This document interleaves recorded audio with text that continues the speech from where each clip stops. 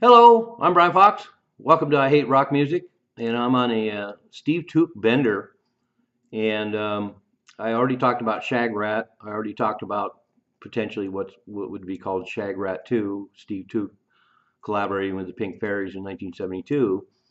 And then in 1977, he had another incredible band called Steve Tuke's Horns. And just like all his material, it took 20, 30, 40 years for this stuff to appear, and it's really incredible. I read one description saying it was like Rod Stewart and the Faces, but with Johnny Thunders on guitar. And it's pretty trashy, great classic rock, and Steve Tuke's vocals are really great, and the band is really great. The band is Trevor Toms and Armando Gisio Erba, better known as um, Dino Ferrari and Judge Trev, who later went into a band called Inner City Unit that put out records starting around 1977.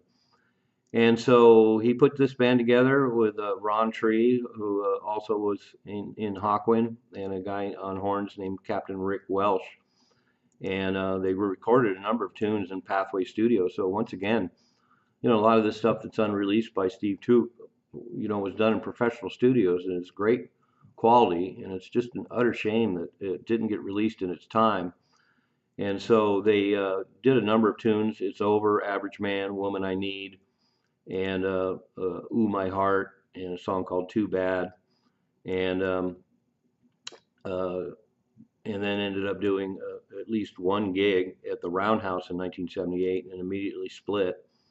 And there really is an album's worth of material spread across a lot of Steve Tuke releases.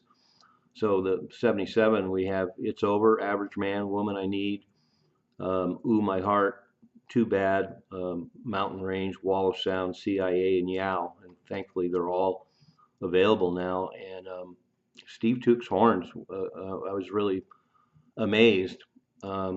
It's only come out in the last 10 years, and it's just incredible that it's laid in the vaults all this time.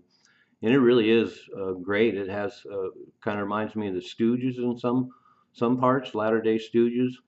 Kind of reminds me of the Rolling Stones.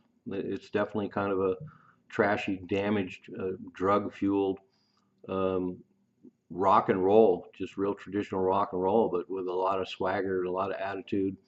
Um, Definitely, Steve Tuke's vocals are nice and over the top. You really get a great sense of what he was capable as a vocalist um, on this record, and definitely I'm now thinking of him as one of the great UK rock singers, based on this and the work he did with Pink Fairies in 1972. And in 1975, he had another band.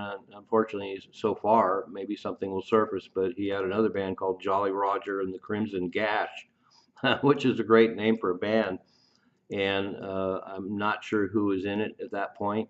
But if I find out more and some material gets released, obviously I'll do a video on it. But I'm really blown away by Steve Tuke's horns. And now we have 4, 5, 6 albums of rare Steve Tuke material, and it's all really quality. And I've come to realize that he was a total giant in the UK rock arena. And as usual, I'll post all the material below and check it out. But wow, Steve Tuke, Crazy Diamond, died in 1980, and it's really sad that he had this long, illustrious career with so many great musicians and so many great sessions, and basically none of it was released in his lifetime.